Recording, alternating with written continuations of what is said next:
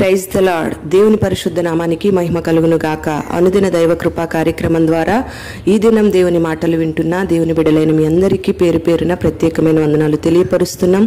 ఈ దినం ఈ మాటలు వింటున్న మిమ్మల్ని దేవుడు దీవించును గాక. దేవుడు గడిచిన మాసాలన్నిట ఆయన ఉన్నతమైన రెక్కల నీడలో మనల్ని దాచి కాపాడి ఈ అక్టోబర్ మాసంలోకి దేవుడు మనల్ని ప్రవేశపెట్టారు. మరి ఈ నెలంతా కూడా ఆయన ఉన్నతమైన కాపుదల దేవుడు మనకు అనుగ్రహించి మనకు తోడై ఉండి మనల్ని నడిపించును గాక.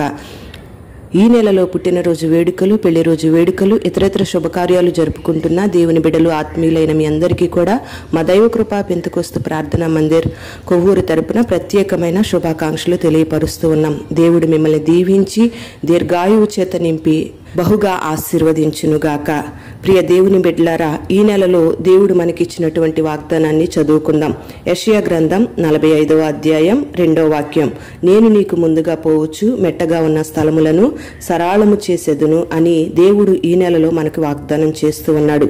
మరి నీకు ఏ బాధ కలగకూడదని, నీకే కష్టం కలగకూడదని, ఏ మెట్టగా ఉన్న స్థలాలు నీకు ఎదురవ్వకూడదని, దేవుడు నీకు ముందుగా నడవాలని, నీ మెట్టగా ఉన్న స్థలాలన్నిటినీ సరాళం చేసి నిన్ను ఆశీర్వదించాలని, నీ ప్రతికూలమైన పరిస్థితులన్నిటినీ కూడా అనుకూలంగా మార్చాలని ఆయన కోరుకుంటూ ఉన్నాడు.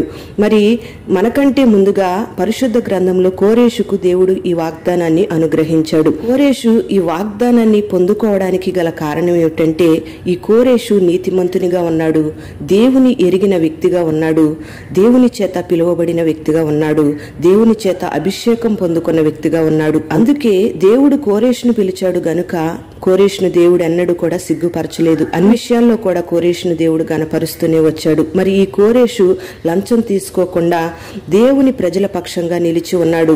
యెరూషలేము యొక్క మందిరాన్ని కట్టడానికి ఆసక్తి కలిగి ఉన్నాడు. ఈ రోజున నీ జీవితంలో నీ పనులు మాత్రమే చూసుకునే వ్యక్తిగా కాకుండా నువ్వు దేవుని పనులను కూడా చూసుకునే వ్యక్తిగా ఉండాలి. కోరేషు రాజు పరిపాలనలోకి వచ్చిన తరువాత ఇశ్రాయేలు ప్రజలకు విడుదల దొరుకుతూ వచ్చింది. అందుకే కోరేషుకు దేవుడు మెట్టగా ఉన్న స్థలాలన్నిటినీ సరళం చేస్తూ వచ్చాడు.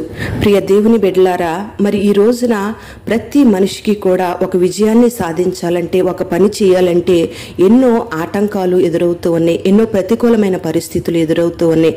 అందుకే ప్రతి విషయంలో విజయాన్ని చూడలేకపోతున్నారు, అనుకున్న గమ్యాన్ని చేరుకోలేకపోతున్నారు, అనుకున్న విజయాలను సాధించలేకపోతున్నారు. ప్రియ దేవుని బిడ్డలారా, మరి ఈ దినాన ఈ వాగ్దానం ఈ నెలలో నీ జీవితంలో నువ్వు సొంతం చేసుకోవాలి అంటే నువ్వు నీతిమంతుడైన యేసయ్య రక్తం ద్వారా కడగబడాలి. కోరేషు వలె నువ్వు నీతిమంతునిగా జీవించాలి.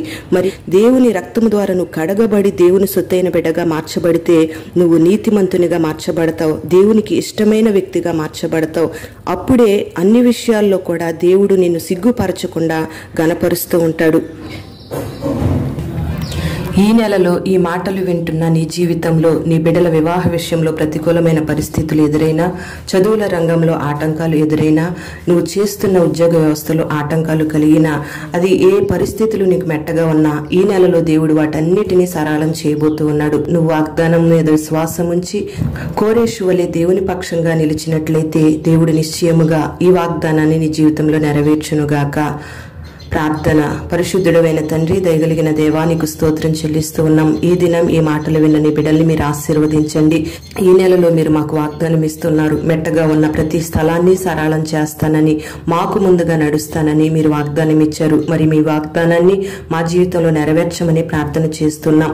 మీరు ప్రతి ఒక్కరికి ముందుగా నడవండి. ఇశ్రాయేలీల ప్రజలకు ముందుగా నడిచిన దేవునిగా, కోరేషుకు ముందుగా నడిచిన దేవునిగా నీ బిడ్డల పక్షంగా మీరు ముందుండి అన్ని విషయాల్లో మీరు నడిపించమని ప్రార్థన చేస్తున్నాం. ప్రతికూలమైన ప్రతి పరిస్థితిని అనుకూలంగా మార్చండి, అపజయాలన్నిటిని విజయాలుగా మార్చమని ప్రార్థన చేస్తున్నాం. ఈ వాగ్దానాన్ని ప్రతి ఒక్కరి జీవితంలో నెరవేర్చండి.